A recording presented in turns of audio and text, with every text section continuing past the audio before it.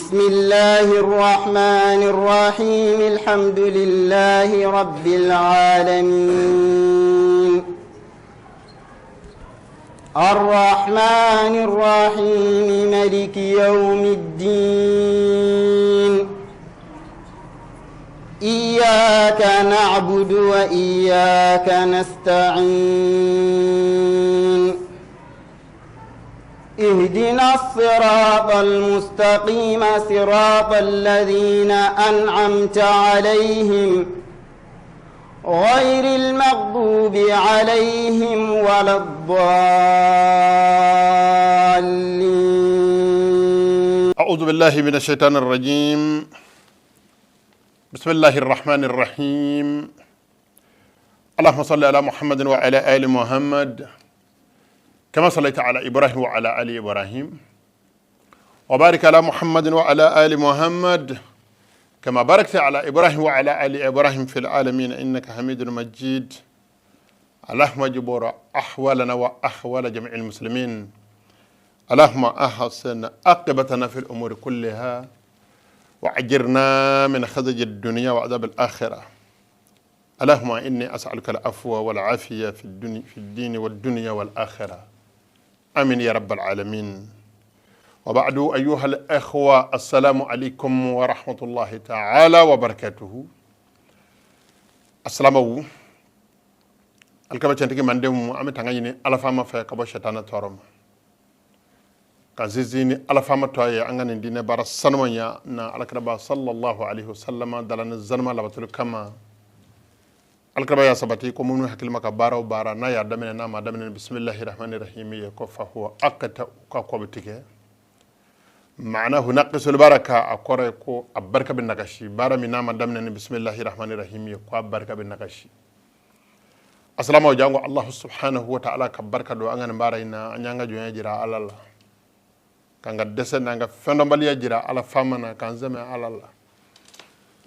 كان زيزيني على فاما توي كسرقة دوكوكي أنغر موغاي عشار على حكيم محمد المصطفى صلى الله عليه وسلم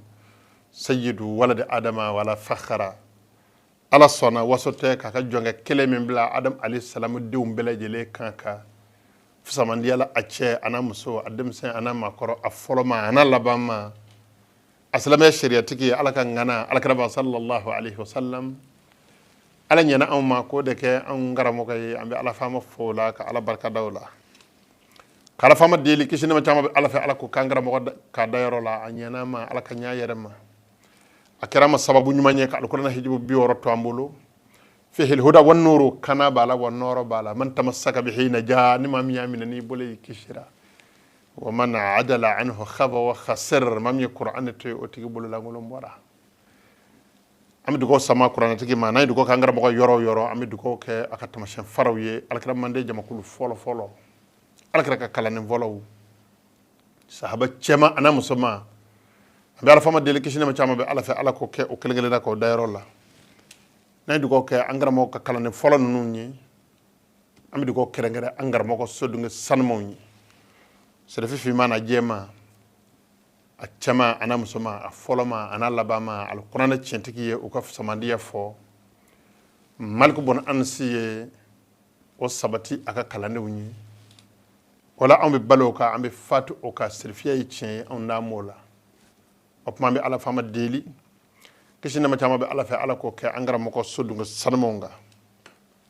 kasega dugo kere al salama chema ana musoma tobbe ya rabbi ala kaka ala kama allah subhanahu wa ta'ala kaka ala rabba sallallahu alaihi wasallam na sodunga sanmon barka kama ala kambal al salama yitchen ala kan fatu al salama yitchen assalamu sigida yala le ni da'watul ma'thura wi anji kay alala ko alaba mina ya rabbi alaka mina na malam assalamu belaje lema angele ko ka zeko dugo ka salamu ya midu ko nyin assalamu fe o kere le ko ni salamu ya foli kanyino fe ni mbare assalamu kan sama dugo la ala li yakuna al amal ibtiqan li wajhi allah azza wa jal jango bare ngaka ala nyeda nyin ni bare yeda jira kana yala yere men ngana yala Allah subhanahu wa ta'ala ko alquran ci tigila ko baraw barabi jona fa min ngera ala nyeda kama ko ala yera ala man ci chamana ko ya njidda manami minge ko nga ke ala nyeda kama wama umiru illa li ya'budullaha mukhlisina lahu ad-din mo da fi man do nyukun ala mu ci doore la nu ben ala bato ko bato ka ke ne Allah subhanahu wa ta'ala nyeda kama nu ben bato ka ke ni dusu ku njeli ga nyishina alama wala al-islamu ala fama yara de se ka jonde me ola aslamo ka duko bi ala fama ka jien soro ola aslamo ka duko bi ala fama ka deme soro o barala wala amayin al-islamu chamana musoma fe dem sene ma koro fe ka zama duko la jango ala ka unnoko ya amma barayna jango anzigira baraji min nyinni kama barka min nyinni kama anyira kunye anangoye jango ala ka ande mo ka sorala yere jilani yere me o ka bo barala assalamu alaikum man yabla pama utemena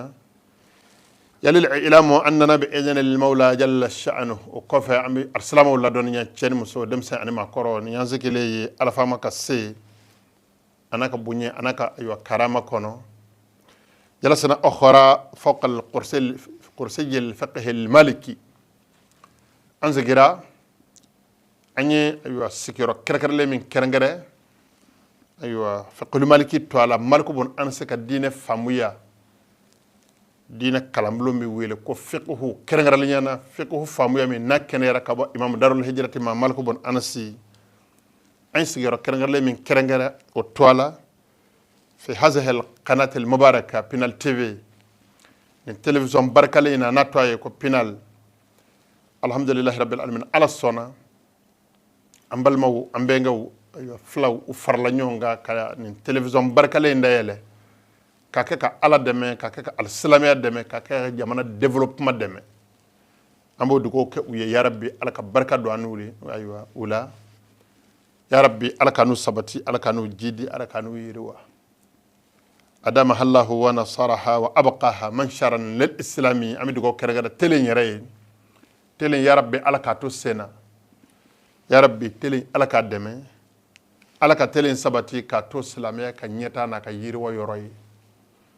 وسبع على فما يا ربي الله سبحانه وتعالى وبركة تلينا والكلام فيها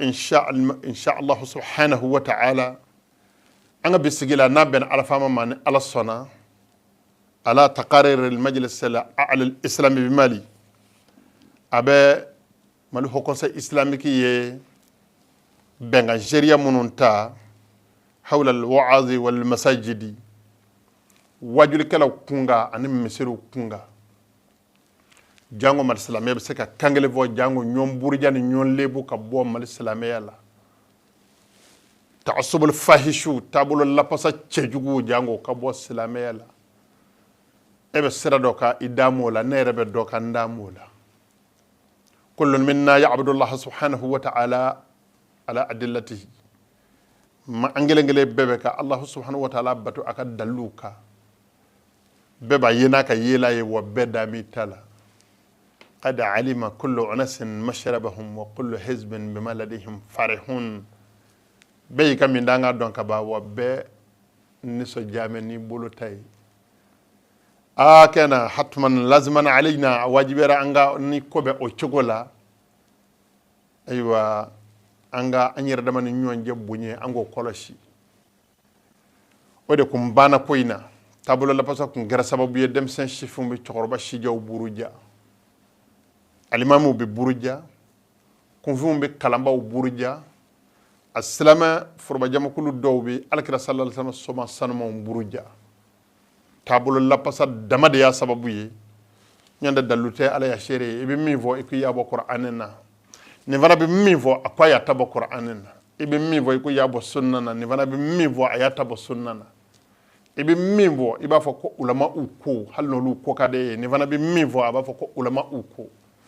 opma o kiti bito ala fama nyefe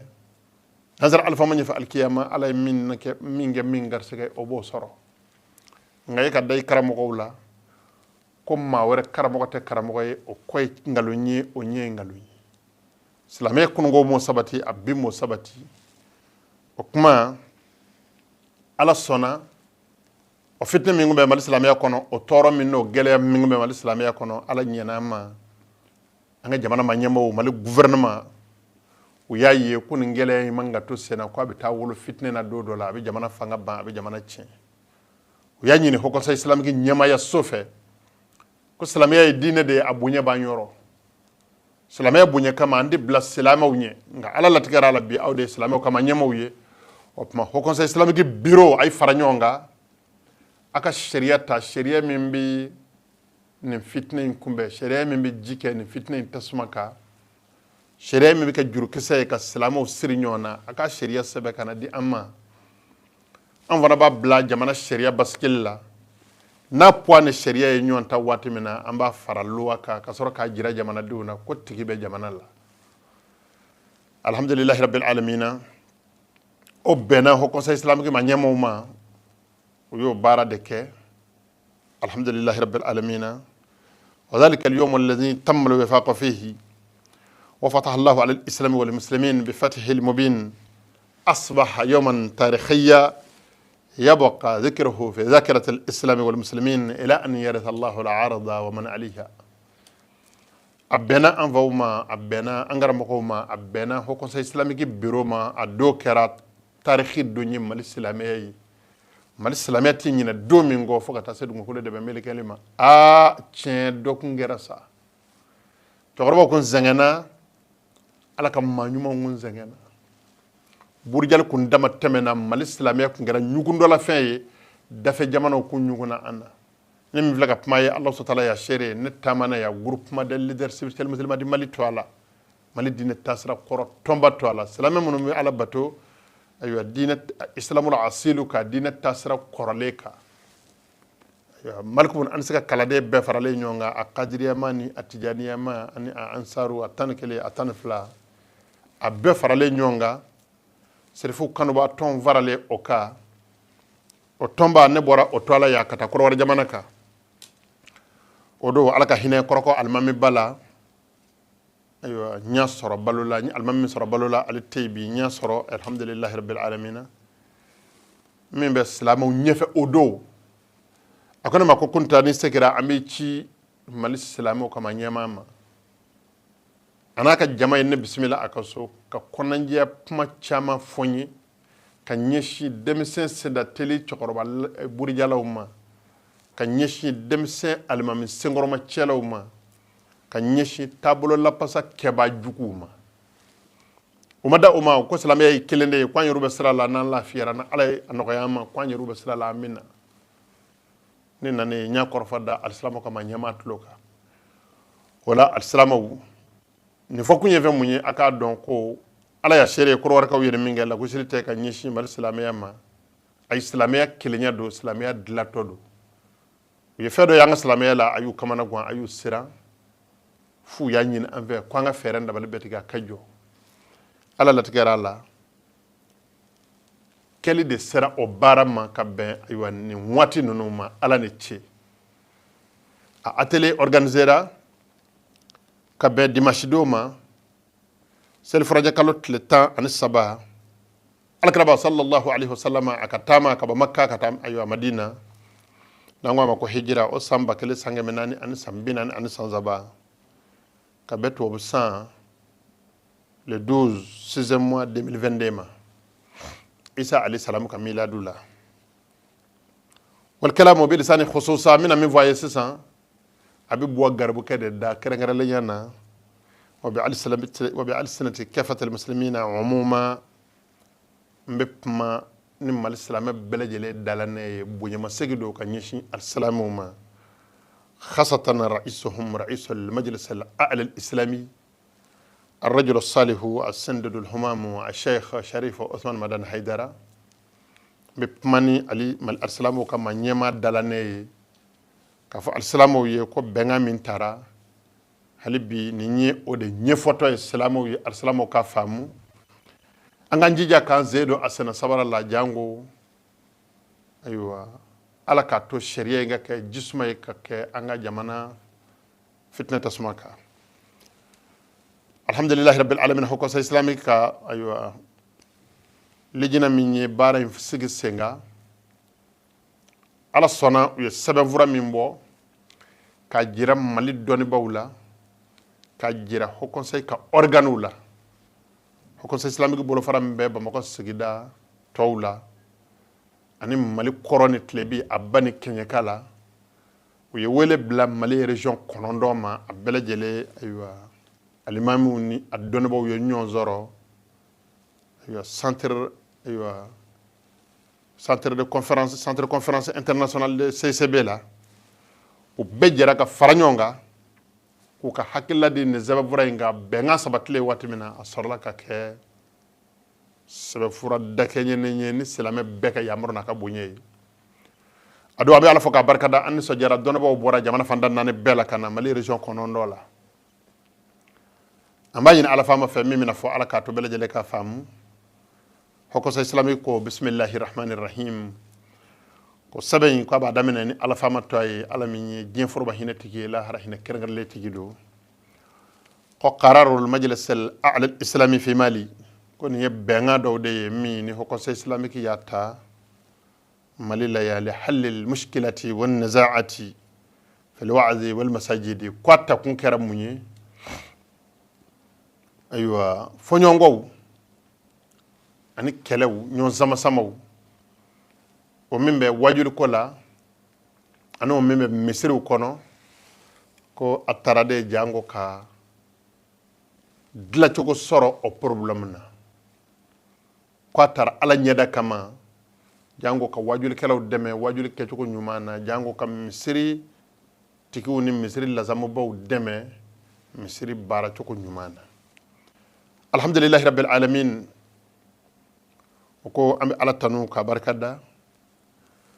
wassalatu wassalamu ala ashrafil mursalin ko kishin nema be kirawla korotale ka kirawla samandika wa alihi ana soma sanmo nga wa sahbihi ana jinyon zanamo amma ba'du ko ni manyabla pako fe fa innal masajida buyutullahi ala al-ardi mal al-salamu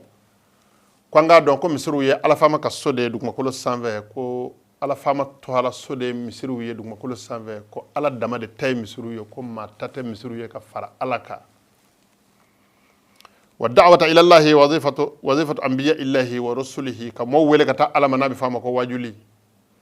ko ye allah subhanahu wa ta'ala kan nabiyyu anaka kiraw ka barade alayhi salam ko kishibe alaka nabiyyu anaka kiraw ka wal ulama warathatuhum fiha ko don bawte nabi mo nye kirawte nga ko be kirawne nabi mo cienta o bara sanumay o bara bilbile bayndela iz bihima yasluhu al faradu wa yas'adu li mujtama'u ko wajul ke ko nyuma mesiri lamo ko nyuma silama kelengele bele jele bi nyeni ode ikajien anika la harala wasalama forba jama kulu bi kunanja sorani ode dien an lahara ako wala qad bayyana an-nusus ash-shar'iyya ko haqiqa nyema aslama sharia an-nusus islama sharia an-nasu qur'an ayala sunnana wala mawqa ijma'ula ko ye aywa banginike al-usus al-qawima li tarshid ad-da'wa ila Allah ku ye josin semendi ya leunke sopa sema aywa sabati lenke wajuli kechuko nyumana wele dachuko nyumana kata ala fama ma kono mami go kebika wajuli kalaye ikaka baraka kechuko nyumamina ko sharia no susu yo sabe u yesra jelembla ola wala husna idaratul masajidi misiru fana bara chuko nyuma ko sharia nususu ye sira jelen mbla o fanana ye kecho nyuma nyefo o bela fa qala subhanahu wa ta'ala ko ala fama ko alquran centigila abaka pma al khitab mutawajjih ila an-nabiy sallallahu alayhi wasallam kuma yishi ma alkrabama wala amru lahu amru li ummatihi kay yamaru ko mo hodun ninge o yamaru ya amande أكو على فماكو الكرب ما عدعوا إلى سبيل ربك بالحكمة والموعظة الحسنة وجادلهم بالتي هي أحسن على فماكو سورة النحل لا أيا كما أن أيا مغندورو أكو الكرب ما عدعوا إلى سبيل ربك بالحكمة mo wele kati daba maka sira ma ni kodon ye muhudu kana keni aywa giriya ye kana keni la gushili ye kana keni burujali ye kana keni kodombali ye ala yi bunya oma ibe ka puma mamunu vana fe adama deundo ala yi bunye puma fe ni bunye yi wal maw'izati al hasana puma fe ni wajul kan chenyi ni puma nogon ye ni majigi puma ye ni puma duma ye ni bunye puma kan ye wajadilhum billati hiya ahsanu ni min ngere yara ko puma samana inu ni nyonje kwatenye nyozama ko ala yi emhudu bunye wa ala yi kadine bunye wa minyi chino ya ala fama yo ko boka teme fin beka e kana bo bunye kono hal no lu mi famu ya inu ka nyozama ke ni puma be yo puma foto ko wiye hiya ahsanu mimma na chekany wa qala subhanahu wa ta'ala al-salamu wa ala fama puma na kokora ni nye qur'an ayaye mi ni ala fama ya moro kala ni aywa wajul kecco ko nyumayi ko sa islamique ko ala fama mana kokora alquran centigila ko wa anna almasajida lillahi fala tad'u ma allahi ahada ko alakrabama suratul jinna ayat an sekim huda fi man yakun ala côté ku kado anna almasajida lillahi ko misru ya ala damade tay fe wara katikiyati aywa ti haqiqa ya uka huwa kwa banyini fala tad'u ma allahi ahada kwa kana foy bato misiru kono ka fara ala famaka mamana ni aywa ni qur'an aya flayn ni yaye ka fo zal qadr kifaya ni hakabi wasake dalu jolila aywa wajul kecuko nyuma ko erali la qur'anana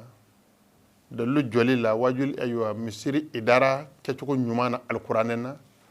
yu wasado ni aya flala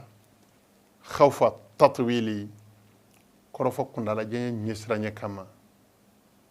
yana ngana mono beka sabani ke an fawla angara mokowla angama nyemowla alhamdulillahi rabbil alamin ala dina famun no yawma la rabu kanka no umma noko njora ka ko sabani ke la alla sabani ko kundala janya ay seka nege bo mowla mo yakundala surnya jango akan na fanye aywa alakraba koti khairul kalami ma qalla wa dalla ko ma sahira ma mi na do ko yara wa ayna fanyi oko wa min al mu'sif ma yulahadu fi al wasat al islami fi mali min inhirafat ad da'wati ila allah am masarih as sahih ko be ma fujunu abi ma dimi abi ma du sukashi femimbe aywa mali al-salamu ni nyonje bi ibe feminye aywa salamu ni nyonje bi wajuli aywa jenga chogola ka bo atasra nyumaka bi zuhur at-tarashiqi was-sababi wash-shata'imi wa intaqas ath-thawabiti wal-muqaddasat ad-diniyya wa at-ta'ni fi al-a'radi wal-ashkhasi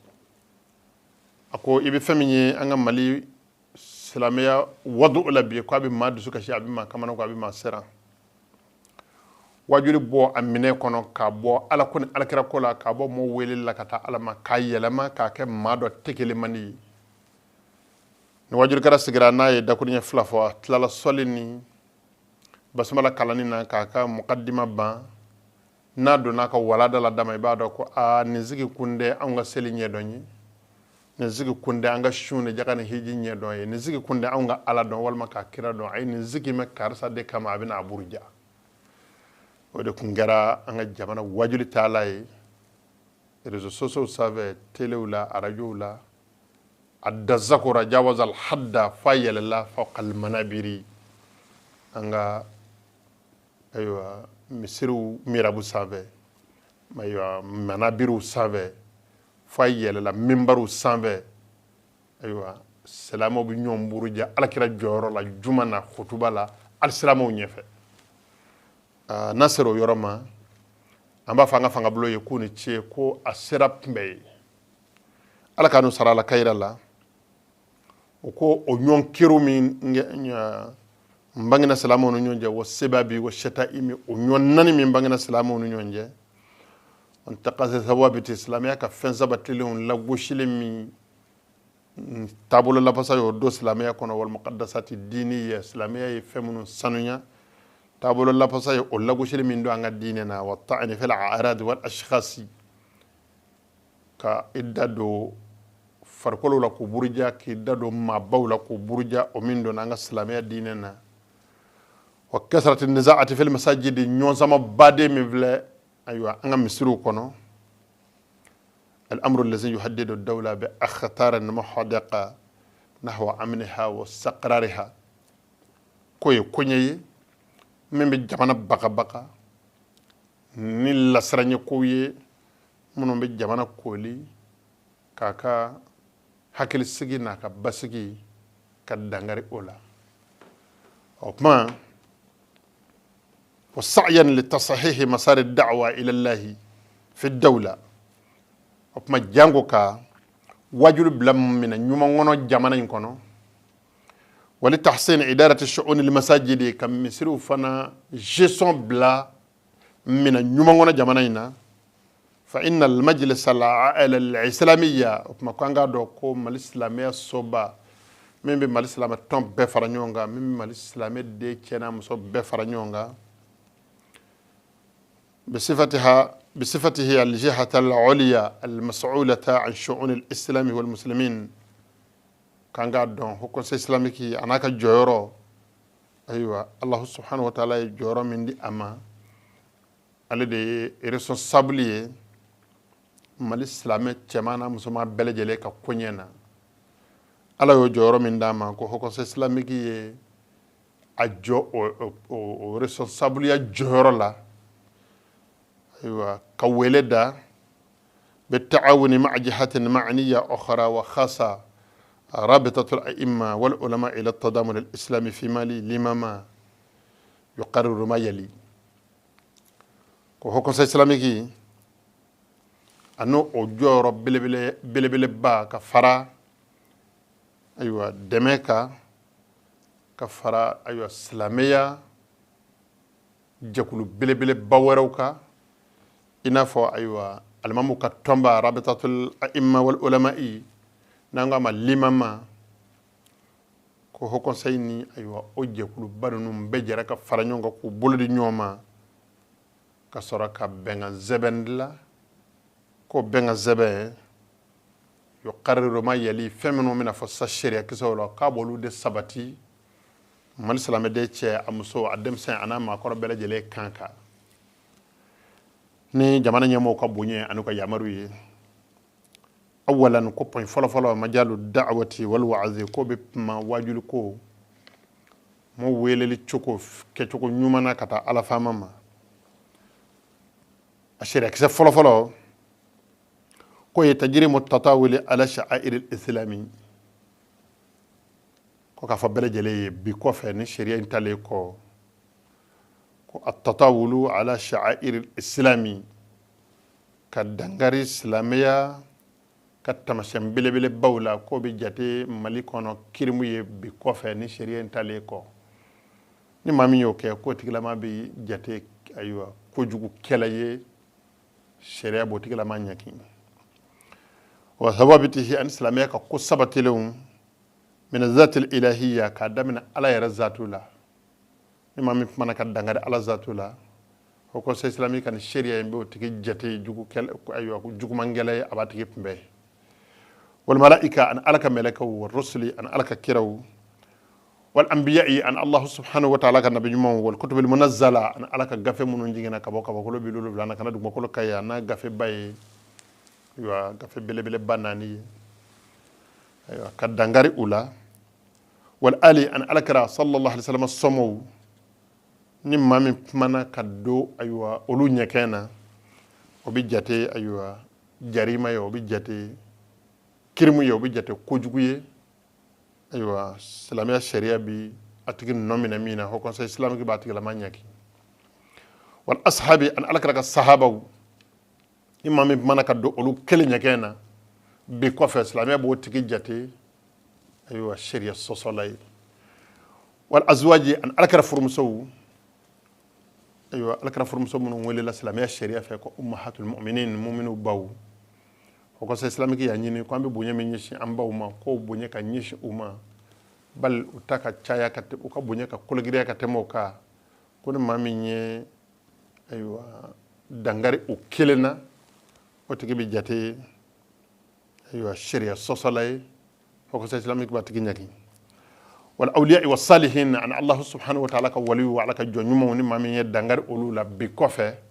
sharia bo tigi nyaki wa arkan al-islam wal imani an islamia jose nduru an lemania jose woro kono no nye fewni sharia kisa intale ko anyini na nono nga bunye dangana kari ula albando thani point flana تجري السبب والشتائم في أوساط الوعاظ عبر جميع الوسائل بما فيه وسائل التواصل الاجتماعي كو بكوفه ñonnani ñomburu ja wajuri kala nu ñonje aywa temesira belejele ka aywa temesira mimbi aywa mo señoma akara télé akara radio yi akara réseaux sociaux savelay akara siraw siray sira mimbi aywa aslama foroba jamakulu señoma bi ka moko kibaru taka señoma ni sikiraw siraw siraka ka burjalike kan nanike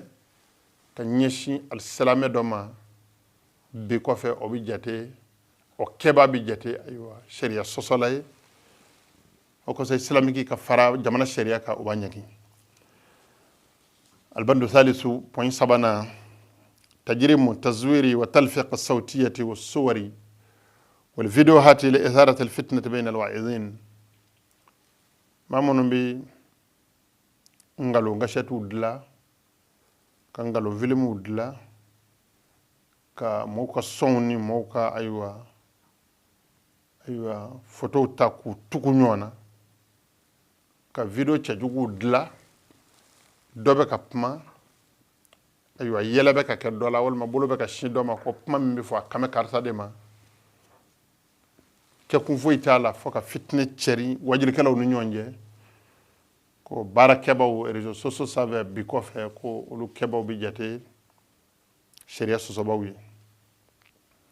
nim point belebele basaba ko de tara wajulu ko kunga cheni muso dem sene ma koro beki hagilito ala keragal lenyana puma baw ambi ala fama dil afam ci ko ñuma ala ko nokoy anambal ma salama bela jele thaniya uko puma jose volo o bana wajuru ko kunga ni puma jose vlana ye ko bi puma nizaatul masajidi ko bi puma misiru ka nyon zama badembe misiru kono ku de tambe ka almamula ku nyon ku firi ku joro takaddi ayo ma werewma fo labana ka fitna ye fo jamana ngono misiru chama be ka datugu gouvernement fe ka soro kala nyinite ko puma joseph vlana bena puma aywa okona fanika البند الرابع بويناننا المساجد على نوعين كو حكم اسلامي جمانا مصر تلان كاكت كالت فلاي مساجد مجتمعيه فربا مصر واخرى خاصه اني كلنجل مصر بافراد او جمعيه او جهات ما كلنيا مصر من جو والما توندو يا جو والما اجورا كلنيا جوتو ايوا شياورلا البند الخامس أيوة بوين دورونا على المساجد المجتمعية فربا مصر هي التي ترجع ملكية عرضها إلى المجتمع كو أمرا كو أيوة فربا مصر بكوفة هو كونسا إسلامي الشريعة كو أدو كولو مرا بالسكي كتا أيوة فربا السجدة فربا جماما ni jamakulu min sikime aywa asigida dugmakolo ka ofro ba jama kwa dukolo tigiya be seki oluma wa apuna fani aywa to bonya be seki oluma albandu sadisu poyi worona almasajid al khassa ko misri kerengara lewni هي التي ترجع ملكية عرضها إلى فرد أو جمعية أو جهة من الجهات كوي مصري يميني مصري مرا دوكولو تكيا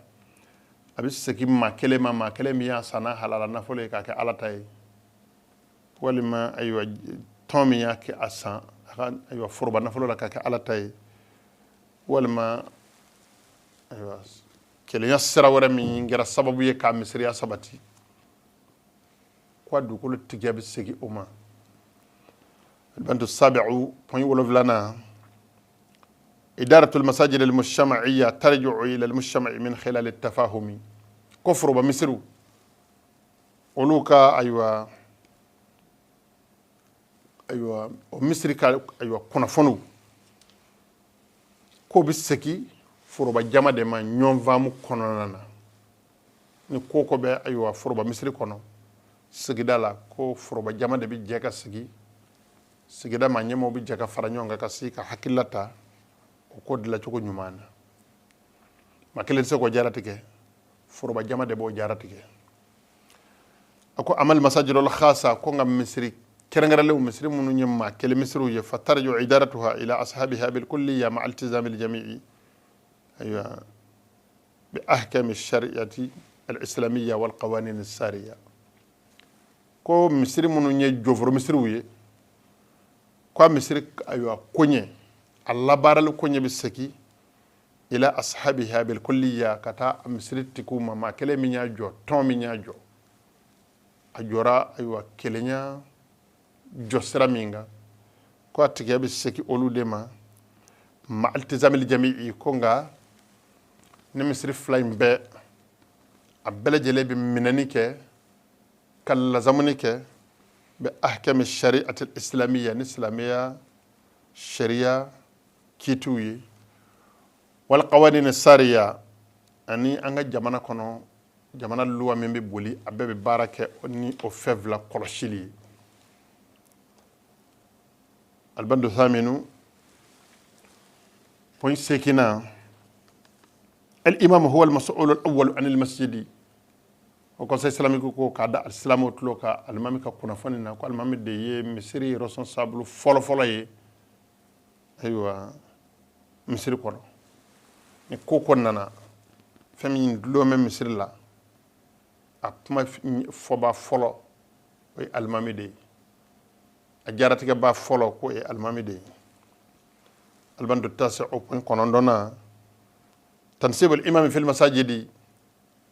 ye ko misiru almamu sikili misiru la المجتمعية مصر من يفر ومصروي ترجع إلى المجتمع كوني بسكي فربا جماما نو يروي مامي نو دارالا وياكن كوا بسكا سلنو يوكا سجدالا نو تيجلا ماك لابه كو بلاو نيكنا هو كونساي لا كو نندي anga almami هو كونساي في او تيجي يوكا almami والما نو يادلا هل هو كونساي ما بوا كلامه ni manana foroba jama mana abulashi mami ma konde ya anga almami ho conseil fait otigide almami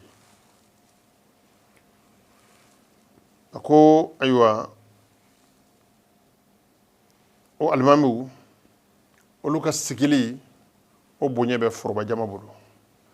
wa fil masajid al khassati yarji'u ila ashabi milkiyat al masjid ko jofru misrula mako kelengelo nyom misri munun jo aywa o misru almamiya be seki o ma kelengele uma minye misri jo naka se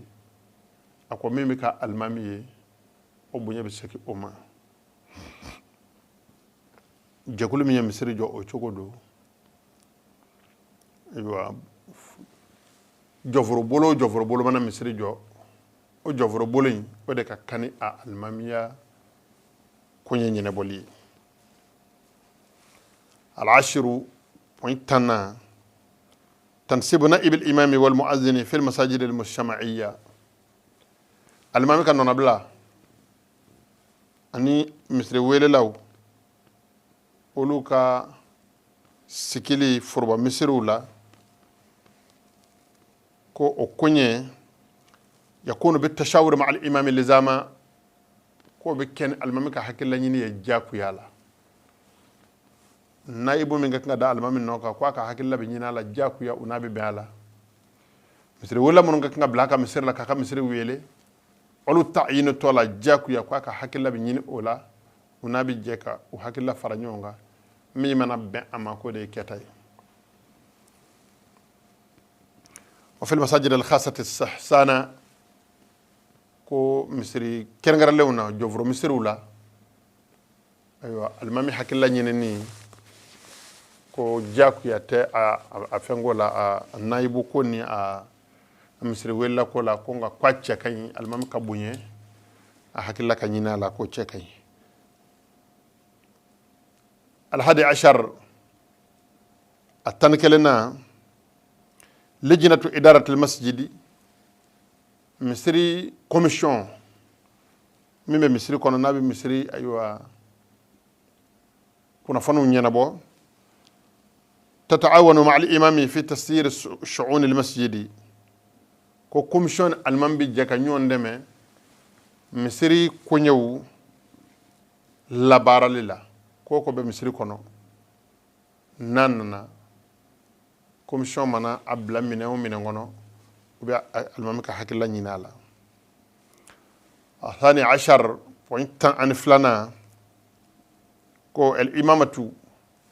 tastamirru madal hayati ko almamiya bitu sena nyenama ya belajele konnana almamika nyenama ya be kono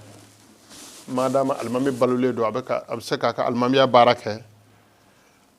ko sa islamique ko قال دي المامية توجور أبتو المامية لا أقول إلا إذا أخلى الإمام بشرط من شروط الإمامة كفوني المامية الشرط دوتشي أو لضرورة أئقة والمضرورة دوننا ضرورة مني ما كان ينوي المام فرقلو الدسرة أتسك المامية كبلي والما المامي حكي التارا atseka almamiya kebli kono na nyana nana akuma sheria ba fle lana boyen karama kono ka almami wara nyini kabla misir la ninde ye poy monon tara ka wajule bla mina nyuma ngono naye kam misiru bla mina nyuma ngono naye salisa pma josa zabana ana laba بنود عامة كوني ما فربا بمي كادامنا بوين فولو لا فوكاسي بوين لابانا كما منو فورا كفرانيونغا او كما ولو خلاصا كما دابولو يو تان فلامي فورا كفرانيونغا ولو خلاصا دي كيتوفلي كاسيكي كا اوجاتي بين كما دابلو تان سباناما وكو وايوا وفنيلا وكو ايوا او خلاصينا او سنتزينا وكو يرجع الى المجلس الاعلى الاسلامي في تفسير ما ورد من مخالفات لهذه البنود كو كادا سلام بلجلت لوكا هوكو اسلامي كي بويتان فلامي فوسسا واجلو كوني ايوا مصري كو كونغا ni sharia soso wala yera a fena ko kuma bi seki au conseil islamique de ma au conseil de bi aywa o konyana bo حسب النظام الأساسي للمجلس ولائحته أي الداخلية au conseil yɛrɛ b'a sɛjɔ a ka sariya sɛbɛnw kan ayiwa a ka statut a n'a ka règlement intérieur a b'a sɛjɔ olu kan sariya ye min fɔ o ko la ka o fɔ a la k'a ta k'a bila minɛ ɲuman kɔnɔ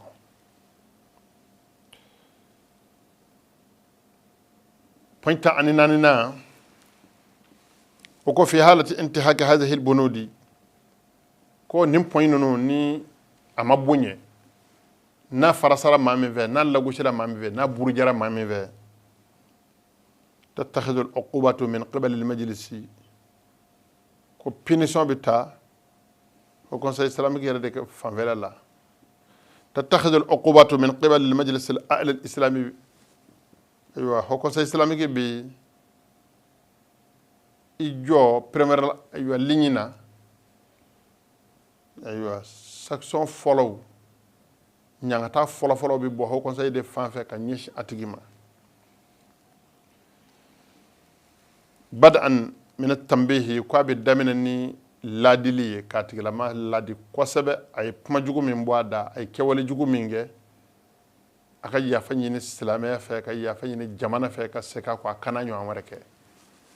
na ko bani mamin je aka yafa ñini otigi fe aka ka fili jira jamana ka yafa ñini kana seka ñoo amareka ثم التوبيخ وكفى أيوة نابلا لسرنا مصون هم كسيبا جلكي انتهاء بالحضري هو كسيبا قرفة داتشي ni aywa abagabagali aywa ka sanctionné limudatin munasaba aywa kana wati bere beni o conseil bi sanction bla atiki ka limudatin munasaba ka bla wati kono wati bere ni wajuri kala do ka dade ni almami do ka almami adlu wati hakado kono jango aka seka hakili soraka seka ko yuqarriru al majlisu ho conseil yerde bina o wati dasgike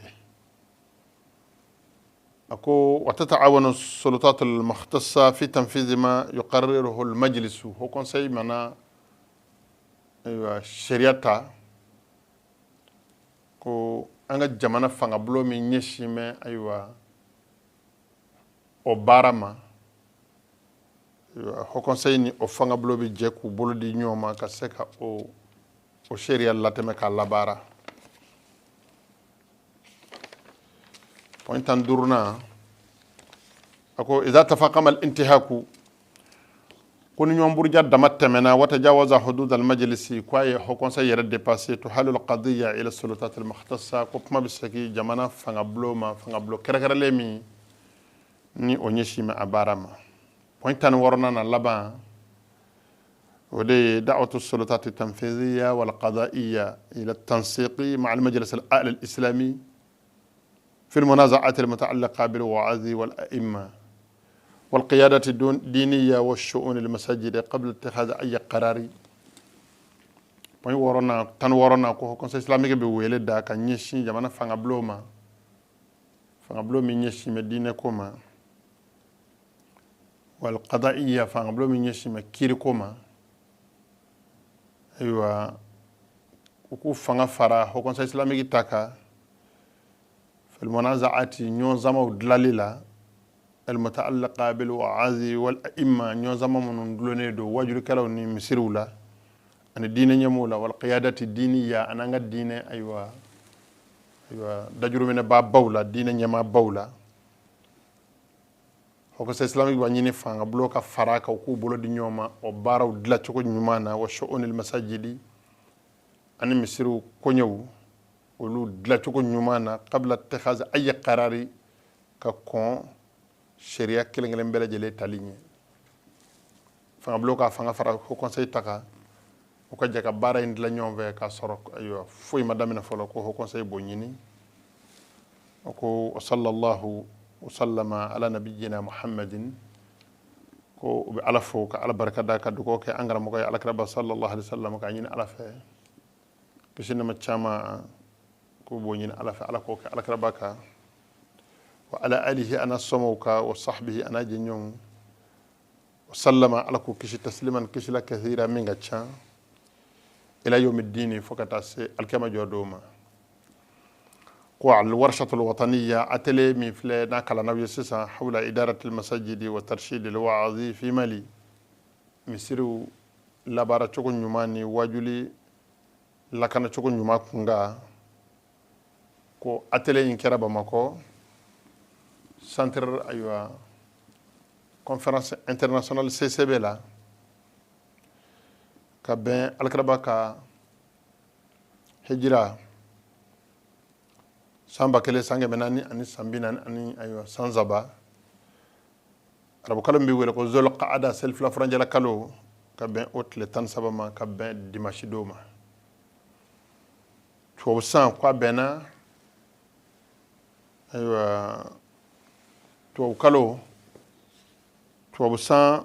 ayiwa alakira isa alayhi salamu ka ayiwa bangini san 2022 ayiwa tubabu san kalo 6 ka bɛn tubabu kalo tile 12 ma ka bɛn dimanche ma nin de ye histoire ye ala sɔnna min ni ala y'a latigɛ mali silamɛya ma ɲinɛ mali silamɛya bɛ ala fo ni min ye k'a barikada ni min ye an bɛ ala fama deli fitini min fɔra ya rabbi ala ka faamu cogo ɲuman di an balima asilamɛ bɛɛ lajɛlen ma baara in a lakana ko ɲuman ala ko nɔgɔya haut conseil ni an ka gouvernement ma